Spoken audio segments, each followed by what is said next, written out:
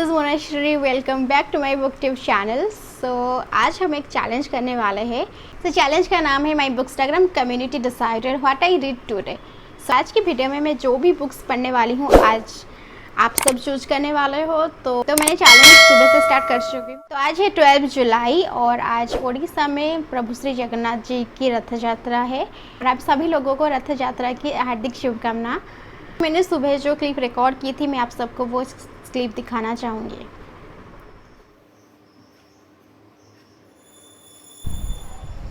If you are my regular viewer then you must know that मैं morning के time non fiction किताब पढ़ना पसंद करती हूँ। तो आज मैंने ये दो किताब सिलेक्ट की थी, जो कि एक है एटीट्यूड इज़ एवरीथिंग और अनदर है पावर ऑफ सबकॉन्शियस माइंड।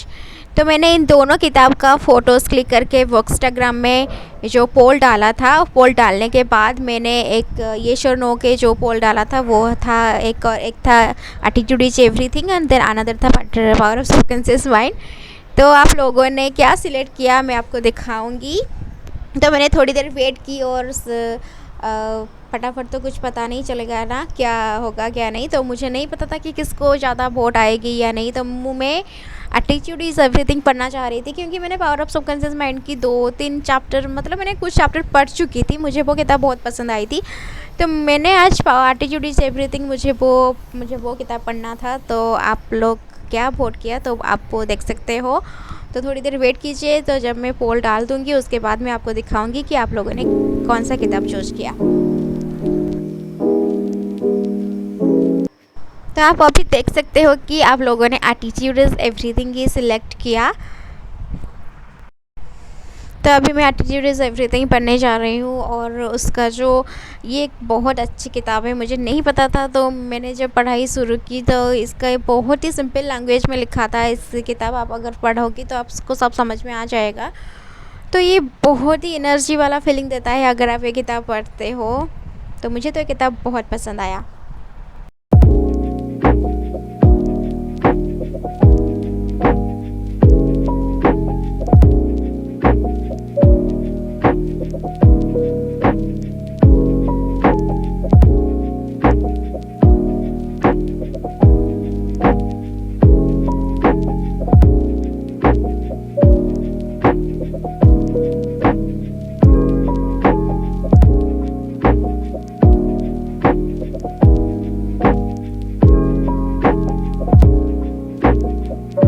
तो मैं इस किताब की सिर्फ और सिर्फ इंट्रोडक्शन वाला चैप्टर पढ़ा है। तो ये एक एनर्जी वाला किताब है, आप पढ़ोगे तो आपको एनर्जी वाला फीलिंग्स आ जाएगी।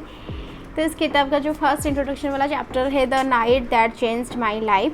किताब का ऑथर जेफ हिलर अपनी स्टोरी एक्सप्लेन कर रहे हैं इंट्रोडक्शन वाला चैप्टर में। वो कह रहे हैं कि जब उन्होंने 1980 में लॉ ग्रेजुएट हुए, लॉ स्कूल में ग्रेजुएट हुए, तो उन्होंने सोचा कि वो एक लॉयर बनेंगे।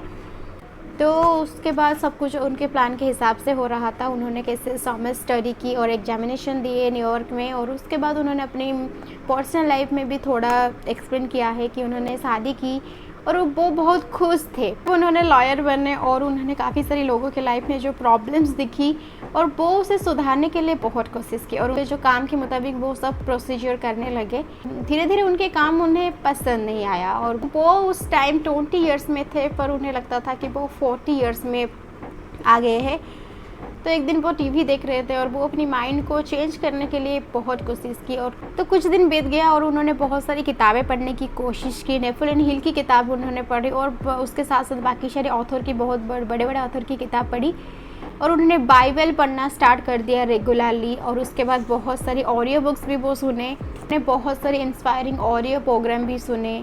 तो उसके बाद उन्होंने बताया कि वो लॉयर से एक मोटिवेशनल स्पीकर कैसे बने, और उनका हॉबी था मोटिवेशनल स्पीकर बनने के लिए। तब वो एक सेमिनार ज्वाइन किए थे और वो सेमिनार ज्वाइन करने के लिए उन्हें पैसे भी मिल रहा था। तो उन्होंने ये कहा कि उन्होंने जब पहली बार सेमिनार अटेंड करने गए थे तो वो बहुत नर्वस हो चुके थे। तब ऑथर कहते हैं कि उन्होंने जब एटीट्यूड के लिए स्टैंड रखा तो इस सब चीज़ों के लिए उनकी माँ उन्हें बहुत सपोर्ट की, और उसके बाद वो अपने काम को बहुत एंजॉय कर रहे थे। तो उन्होंने ये भी बताया कि अगर आप ये किताब पढ़ते हो कि क्या क्या बेनिफिट्स पाते हो, कि वो थिंक स्पीक एंड एक्ट। उन्होंने 3 जो चीज़ें बताई है इस किताब में, अगर आप इसे पढ़ोगे तो आपको अपनी लाइफ में बेनिफिट मिलेगा। पार्ट 1 है success begins in the mind, you will learn how your success initially depends on the way you think. अगर आप जो सोचते हो वो आपकी सक्सेस के ऊपर डिपेंड करता है। तो है watch your words, attitude is reflected on your words. In part 3 ये कहता है कि आपको सिर्फ और सिर्फ पॉजिटिव सोचना नहीं है, उसके लिए कुछ काम भी करना है। तो अभी मैंने 2 किताब लिया है, भगत सिंह और पृथ्वीराज चौहान। तो ये हिस्टोरिकल फिक्शन है, तो मैं इस दोनों किताबों से एक किताब पढ़ना चाहूँगी। तो मुझे एक्चुअली भगत सिंह पढ़ना है, तो मैं पोल में डाल रही हूँ कि वह एक है भगत सिंह और अनदर है पृथ्वीराज चौहान। तो आप लोग जो सिलेक्ट करोगे, जो चूज़ करोगे, मैं वो पढ़ने वाली हूँ। तो थोड़ी देर वेट करते हैं और देखते हैं कि क्या आता है।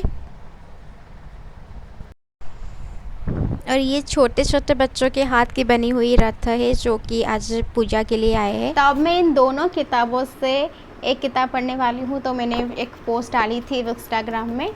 तो फिर चलिए चेक करते हैं कि तब देख सकते हो कि क्या करूँ। तब देख सकते हो कि भगत सिंह को 75% आया है और पृथ्वीराज चौहान को 25% आया है। तो मैं अब भगत सिंह पढ़ने वाली हूँ।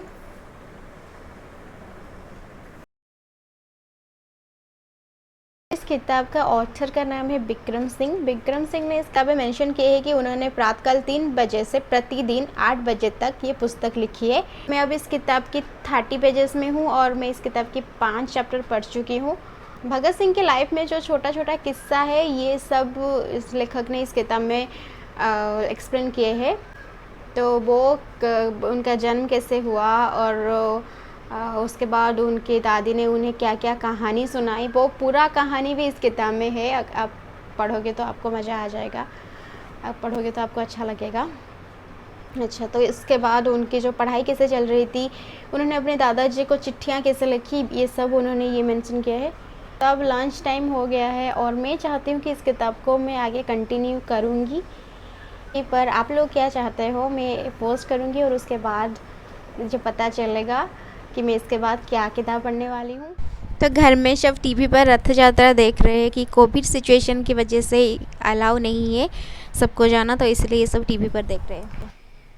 हाय, तो एक्चुअली ये टाई हो गया है, देख सकते हो। तो तितली का 50% और भगत सिंह का 50% आया है।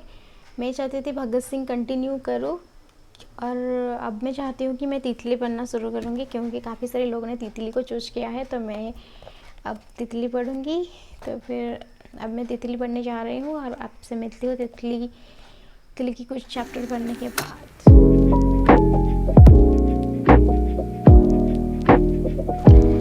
हाय, तो आप लोगों ने तितली सिलेक्ट किया था और मैंने जब तितली पढ़ना शुरू किया तो मुझे इतना नींद आया कि मैं सो गई थी।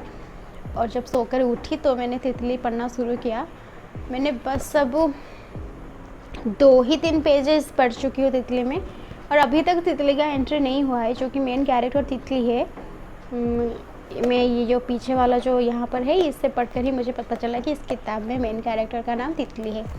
तो जो कहानी है मुझे थोड़ा थोड़ा समझ आ रहा है और थोड़ा थोड़ा समझ नहीं भी आ रहा है, क्योंकि मुझे अभी तक तो पर्टिकुलरली कुछ समझ नहीं आ रहा है।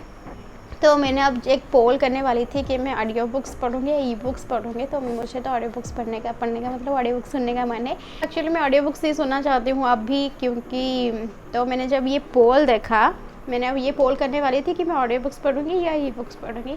तो मैंने अब ये वाला पोल देखा, तो यहाँ पर है कि अब तितली में 25% है और भगत सिंह में 75% है। तो मुझे अब लगता है कि मैं जो भगत सिंह जो पढ़ रही थी मैं उसका अब कंटिन्यू करूँगी। मैं अब तितली नहीं पढ़ूँगी, क्योंकि मुझे तितली कुछ समझ नहीं आ रहा है। तो तितली के लिए कुछ टाइम चाहिए, तभी मैं भगत सिंह ही पढ़ने वाली हूँ। हाय, तो मैं अब भगत सिंह की 48 पेजेस में हूँ और 11 चैप्टर में हूँ। भगत सिंह को उनके दादाजी जालियांवाला बाग की कहानी सुना रहे थे और उसके बाद भगत सिंह ने अपनी क्लासमेट के साथ ये सब बातें शेयर की। तो भगत सिंह को उनके पिता करतार सिंह के बारे में सुना रहे थे। तो करतार सिंह की कहानी सुनकर भगत सिंह को बहुत ही इंस्पायर मिला और उन्होंने भगत सिंह को किताबें पढ़ने का भी शौक़ था। ये सब इस किताब में एक्सप्लेन किए हैं। तो आज के लिए बस इतना ही। तो आज के दिन बहुत अच्छा गया और मुझे आप सबकी पसंद की किताबें पढ़कर मुझे बहुत अच्छा लगा। और आप सभी लोगों को धन्यवाद जिन्होंने आज बुकस्टाग्राम पोल में पार्टिसिपेट किए।